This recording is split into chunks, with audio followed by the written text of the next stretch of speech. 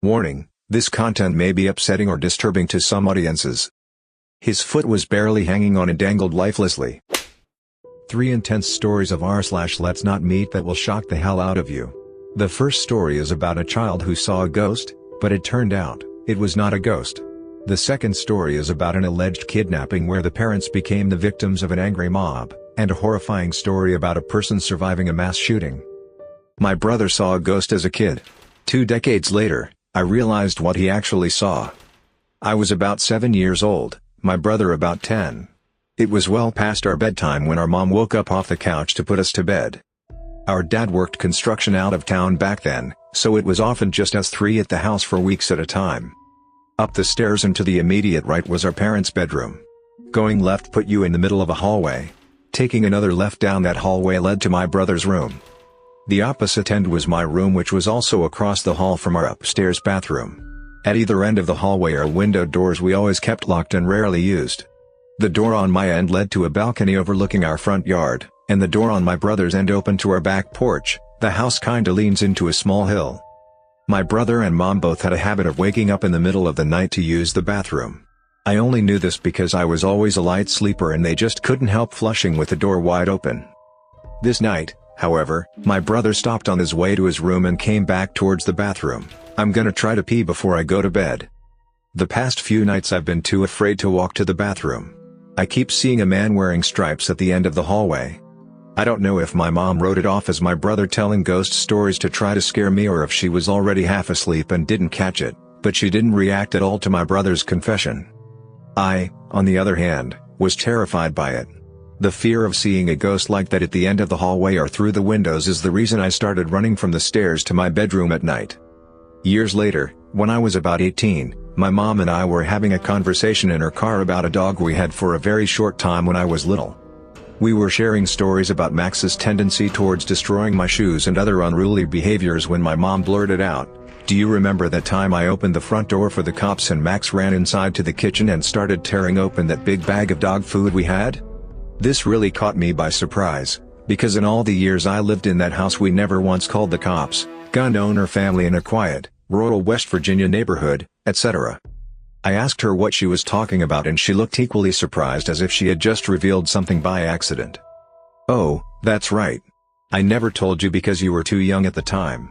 One night, I woke up hearing noises outside my window, and when I looked I saw a man staring into my bedroom."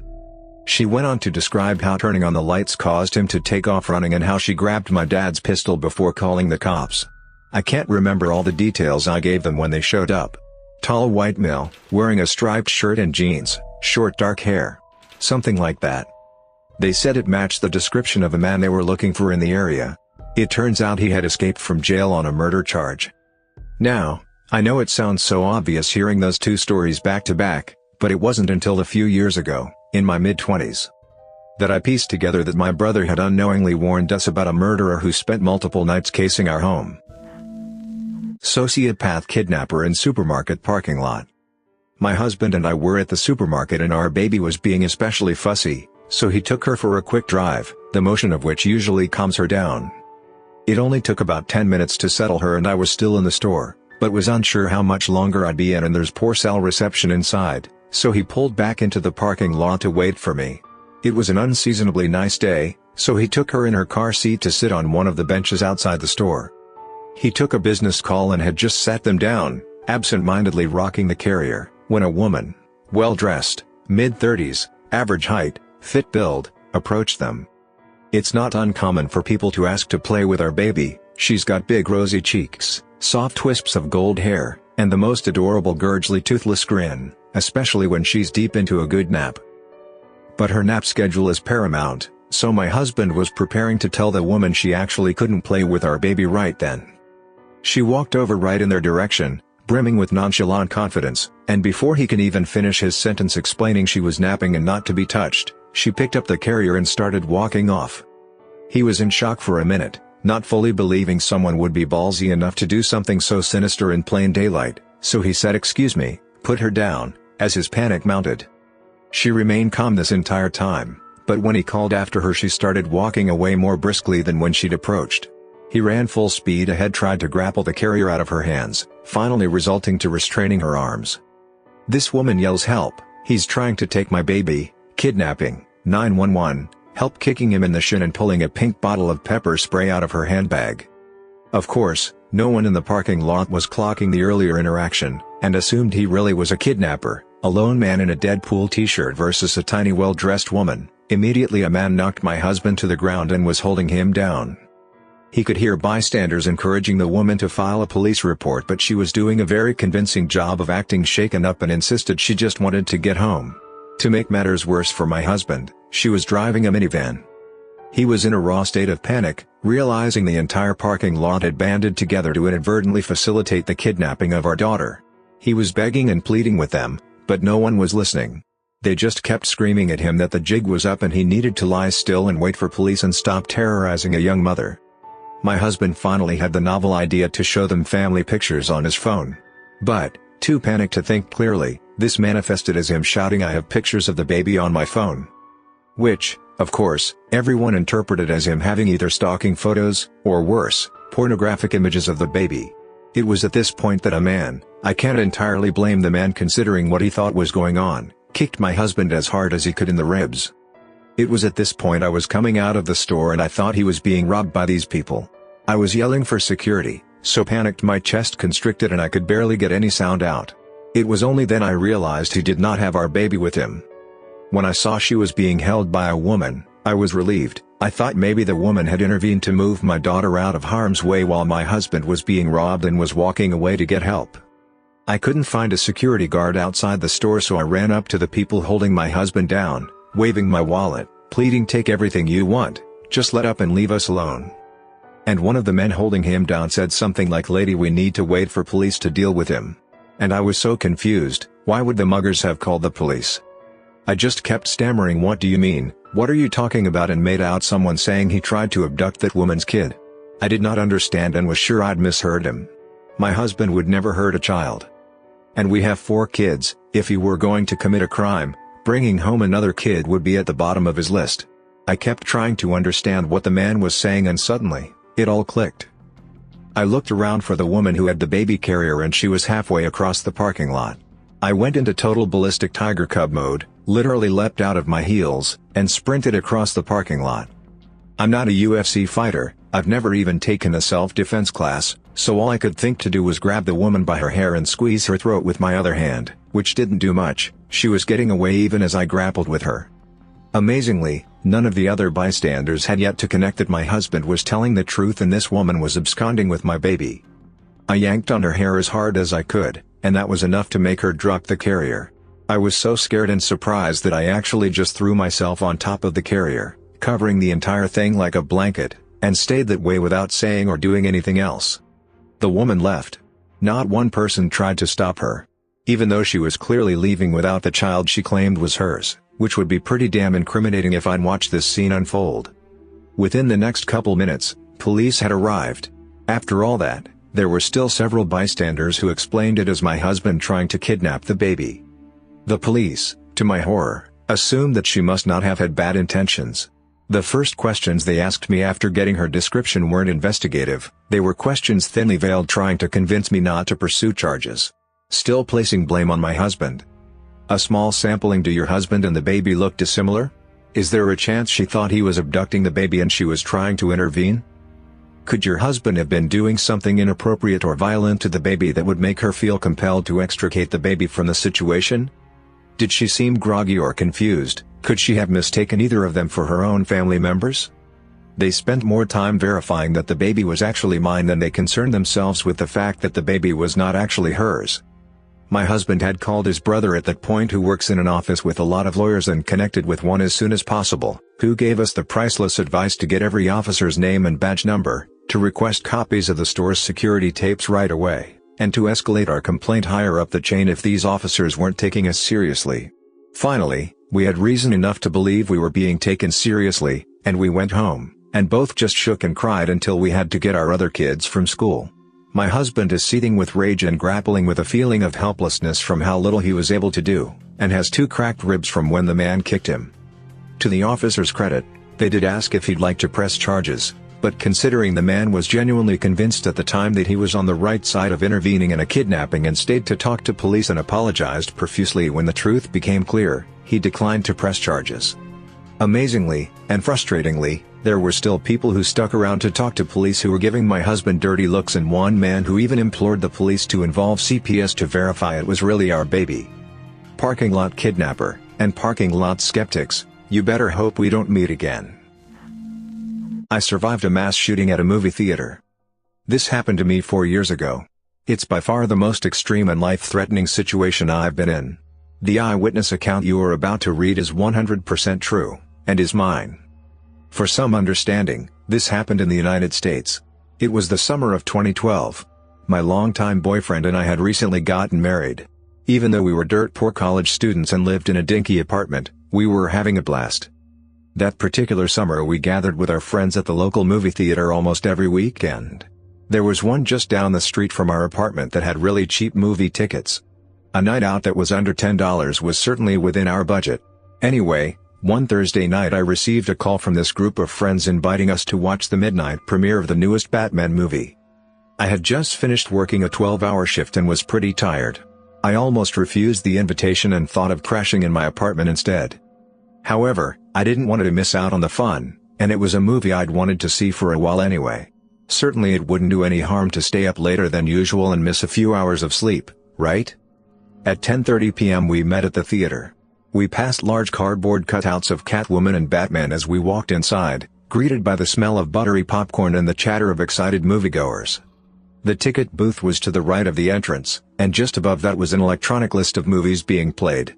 The 12 a.m. showing of The Dark Knight Rises was displayed up there in bright red letters. Being paranoid that the tickets would sell out quickly, one of my friends swung by earlier that day and purchased tickets for all of us. We bypassed the ticket line and went straight to the ticket taker. She smiled at us and kindly directed us to Theater 9, which was on the right side of the lobby. If only I had known what I do now. That among the crowds a killer was lurking. That as I walked across that tacky red and purple carpet towards Theater 9, I could have been walking to my death. I think about it often now, what I would have done had I known. Pulled the fire alarm, called the police, screamed for people to run away. But, of course, I had no way of knowing what was about to happen. Oblivious to the peril I was putting myself in, I pushed open the doors for Theater 9 without giving it a second thought. The hallway in this theater was shaped like a U and you could go either right or left. Theater 9 was the largest screening room in the building, perfect for accommodating the crowds that midnight premieres brought in. The screen was motionless and gray, not even the previews had started yet because there was still a good hour and a half to go until the movie actually started.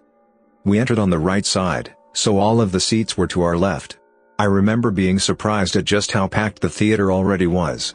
Just about every seat was filled, much to our dismay. At first it seemed like we wouldn't find a spot to sit together. Now, the way this theater was set up, there was a section of seats right in front of the screen. This area was flat, and there were about 5 rows of seating in this section. A lot of seats in that section were empty, but sitting right in front of the movie screen sucks and none of us wanted to sit there. One of my friends then spotted a row with 5 empty seats all next to each other, perfect for the amount of people we had. These seats were about 3 to 4 rows up from where the seating rows start to elevate. We ran up the stairs before someone could take the seats and filed in. My husband, Brock, sat in the 5th seat. I sat next to him, and my friend Samantha sat next to me on my right side. Her boyfriend, Tommy, sat next to her, and another friend named Leo sat in the aisle seat.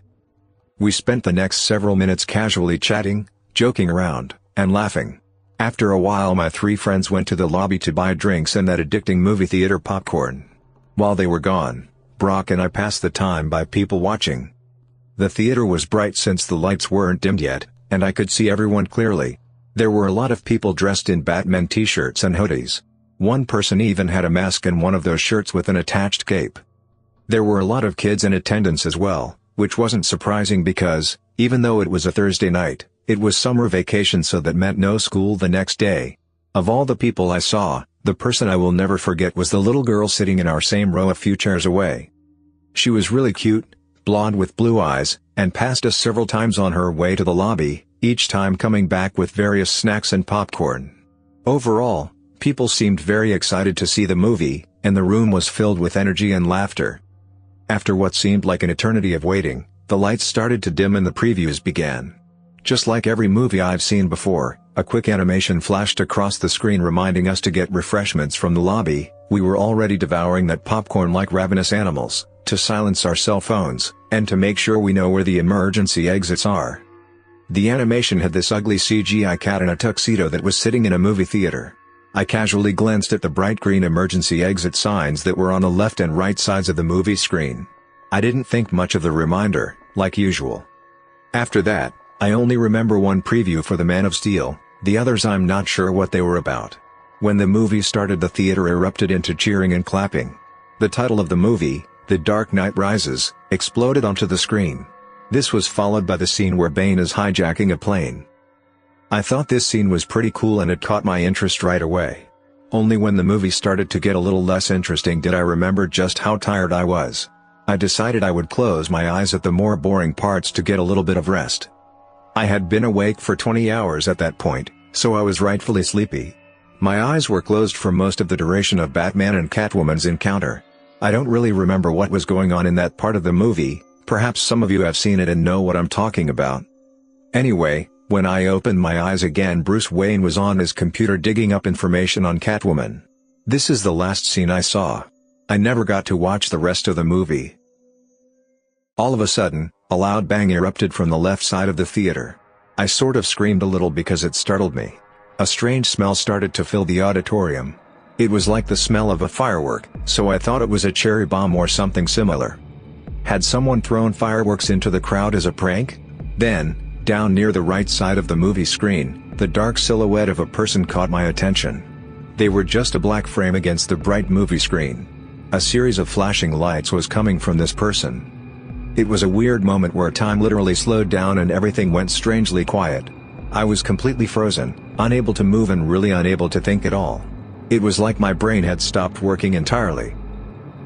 Brock caught on immediately to what was happening and he grabbed me.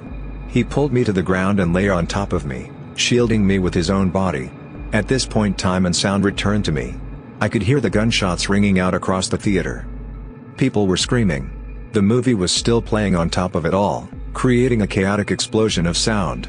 I realized the flashing lights I'd seen were bullets flying out of a gun barrel. An instant sensation of adrenaline flooded my body.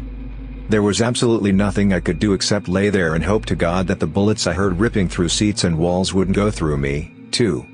At one point, shrapnel hit my head, cutting off a good chunk of my hair, and as I reached for the spot to make sure it wasn't bleeding, hot pieces of metal fell into my hand. I was lying face up, so I could see everything that was happening. The lights from a still-playing movie danced across the ceiling and walls.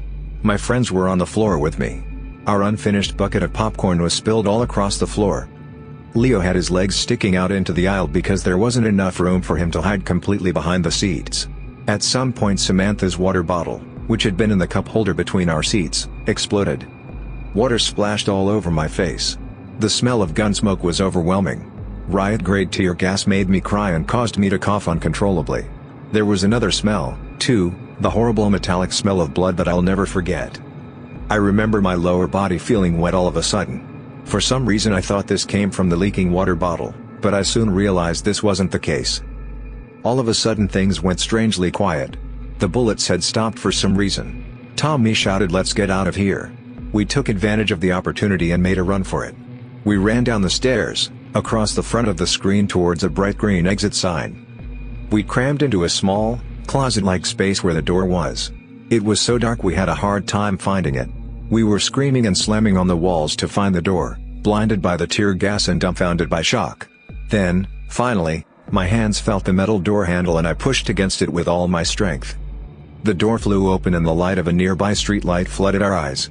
We pushed against the door so hard that we all fell over onto the concrete. Samantha lost her pink flip-flops just outside the doorway. As I scrambled to my feet and literally ran for my life, I realized my legs were red, absolutely soaked with blood. It was like I dipped my legs into a bathtub full of it. I checked my body all over and realized I wasn't injured at all. Where had this blood come from? I looked behind me and realized that the blood was my husband's. He had been shot in the leg. A massive, gaping hole had ripped through the lower half of Brock's right leg. His foot was barely hanging on and dangled lifelessly.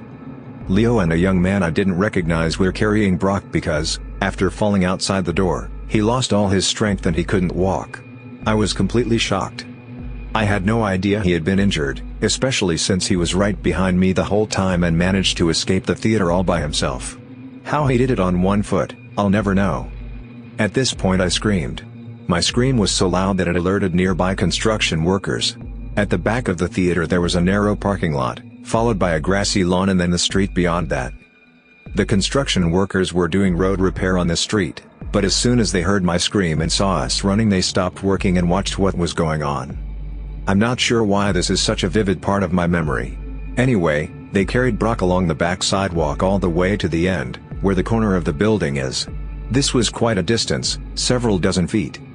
My husband then collapsed from exhaustion and pain, saying he couldn't move anymore. He lay down and a puddle of blood started to form beneath him. I looked back, and realized we had left a trail of blood leading from the door all the way to our current position. I was trembling. I knelt beside Brock and glanced around to see who else was injured. Tommy had been shot in the knee and the hip, and was further away in the parking lot. The teenager who helped my husband was also injured. His dad and mom were with him. His mom was sitting against the wall and looked like she was going to pass out. She was bleeding from several places. That family escaped at the same time we did. I guess they heard the bullets stop and decided to make a run for it too. We were all lucky, because the shooting was still going on inside. I had to take off my shirt and use it to stop the bleeding. I'll never forget how lifeless and limp his leg felt, and I imagine that's what a dead body must feel like. I got blood all over my hands and arms. The police showed up really fast. I'd say we were only outside for a minute or two before the red and blue sirens filled the night and rushed to our location. We were literally a block away from the police station. A female officer stood by us the whole time until paramedics arrived, which took a very long time. Brock was one of the last to be taken to a hospital. He was bleeding out for almost 20 minutes before an ambulance pulled up on the same street with the roadwork. At this point he had become almost unresponsive and was on the verge of unconsciousness. Several massive guys rushed across the grass with a stretcher, loaded him onto it, and then ran with him back to the waiting ambulance. I wasn't able to go with him because there was another injured person in the ambulance, and it was too crowded. I wandered around to the front of the theater alone, unsure of where my friends had went. My blood-stained shirt and a pool of blood were left behind on the corner of that sidewalk. Walking through the crowds felt like a dream. I couldn't believe what just happened. People were in hysterics and crying. A lot of people such as me were covered in blood. And, like me, I'm pretty sure the blood staining their skin and clothes wasn't their own. A lot of people seemed to notice how lonely and dazed I looked, so they kept me company and even offered me a ride to different hospitals to find Brock, because I hadn't been told what hospital he was taken to. I hung around these people for a while as police swarmed the area and asked us what we saw inside the theater.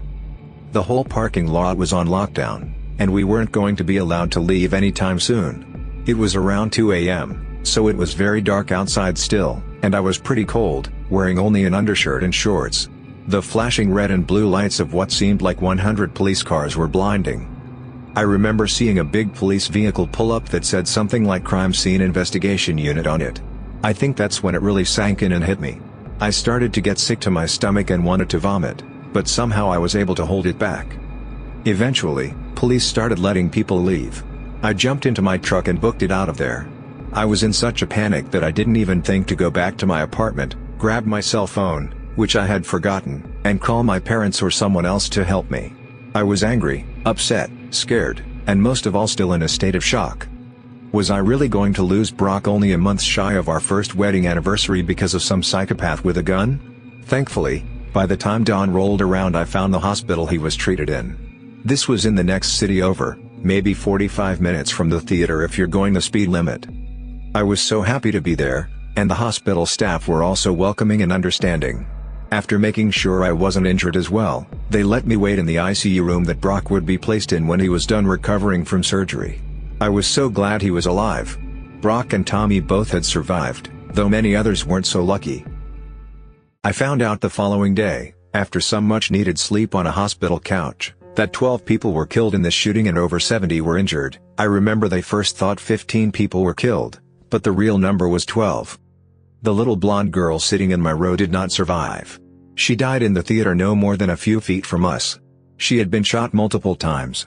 A heartbroken police officer, who cried during his court testimony, tried unsuccessfully to save her by carrying her out of the theater and having her sent to a hospital. Tommy was rushed to a different hospital in the back of a police car. He underwent surgery and made a full recovery. The bullet missed his hip bone and narrowly missed his urinary tract and bladder. According to the surgeons, my husband lost almost half his blood. Brock made it to the hospital just in time. Any later and he would have died. He underwent several blood transfusions and was in the hospital for 21 days. The wound to his leg was severe enough that they had to amputate it after trying unsuccessfully to save it. It's been so long since the shooting happened that my husband, friends, and I have been able to recover from it somewhat. The event was pretty horrifying and has left us scarred for sure. I wouldn't consider that part of the story to be creepy, though. No, the creepy part is the shooter himself. I later learned much about him from the murder trial that would follow in the coming years. Though my encounter with this man was very brief, he has affected my life greatly. Just to know that people like this exist is disturbing. He is certainly one twisted individual that I never want to see again. I learned everything from watching the televised trial that took place in early 2015. This guy was going to school for neuroscience or something in California. I guess he was a pretty smart guy. However, for some reason he had an obsession with killing people and had a stalker mentality. After dropping out of his university, he moved to my state and chose my local theater to commit a mass shooting.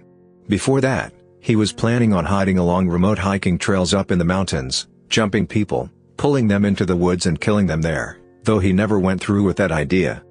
He stalked my theater for months and had this shooting all planned out for the night of July 20th. Though I never saw him before this, it's unnerving to think this guy could have been watching us every time we went to the theater, and we would have never known it. We were completely unaware of what he had planned against us. This completely ruined my sense of security, because who knows what the stranger next to you is planning on doing to you. I came very close to the shooter, but I never actually saw his face in person until I was forced to testify in court. Of course I saw his mug shots on television, but while in the theater I only saw him as a dark silhouette in the shadows, like a demonic figure rendered from the darkest and most sinister nightmare. He was even in the hallway that we passed upon running for the emergency exit. The only thing stopping him from killing us there and then was his jammed assault rifle. To commit this crime, he ordered a few thousand rounds of ammunition, riot gear and armor, tear gas, an assault rifle, and a shotgun. He took pictures of himself, which were shown in court, wearing all of this gear like some sick trophy and holding up these weapons with a menacing smile. He dyed his hair orange and put in these creepy black contacts while making devilish faces into his camera, something that made me sick just looking at. Before driving to the theater with all of this gear in his car, he booby-trapped his entire apartment and set it to explode if anyone opened the door. Then, once at the theater, he posed as a moviegoer and even bought a ticket for the movie. I think his ticket had Theater 8 on it, which was next door, but Theater 9 had more people in it, so he went into number 9 instead. He was in the few front rows. I must have passed him several times in the lobby while he was there. Maybe he had seen me, too. At some point during the movie, he got up and went through the side exit, which didn't have an alarm for some reason, kept it propped open with something, then went to his car to put on all his armor and grabbed his weapons. Then, he came back inside and started shooting. When we escaped the theater, we ran past his white car which was parked right at the exit. We didn't even notice it. At some point he came outside, and he would have seen us there on the concrete. I don't know what stopped him from shooting people that were outside too, but he could have easily ended us there and then if he wanted to. I think the hardest part for me was facing this twisted individual in court. I'll never forget rising as they called my name, walking down the center row past my family, other survivors, and crowds of news-hungry media personnel. I sat right across from him, maybe only 10 feet away. While his orange hair was gone and he wasn't wearing black contacts, being so close to him was a creepy and uncomfortable experience. My encounters with this man are certainly ones I will never forget. I can now say that I've come face to face with a true, deranged psychopath. He just had this blank stare in his eyes the whole time. If eyes truly are the windows to the soul, then his soul was filled with nothing but a cold indifference for those he had murdered and harmed. He wouldn't even look at me. Sitting across from him in court was the second time I had knowingly been in the same room with this man. A man who had tried to take my life, but thankfully failed, a man who would end up spending forever behind bars when, at the end of it all, he was sentenced to 3,318 years in prison for his crimes. This is to the man who tried to kill me. The man who has caused countless nightmares and fueled the fires of my paranoia. The man who hurt my friends and family, causing years of untold grief for my husband because he will never walk the same again. The man who stole the innocence and joy from a 6-year-old child who went into that theater alive and came out dead. To the man who carried out the worst mass shooting in Colorado history, let's not meet again. Ever. I hope you rot in prison. Thanks for listening to Radio TTS. Hit the subscribe button and activate the notification bell for more intense videos like this one. Share your thoughts about these stories in the comments below and let me know which one you found most shocking.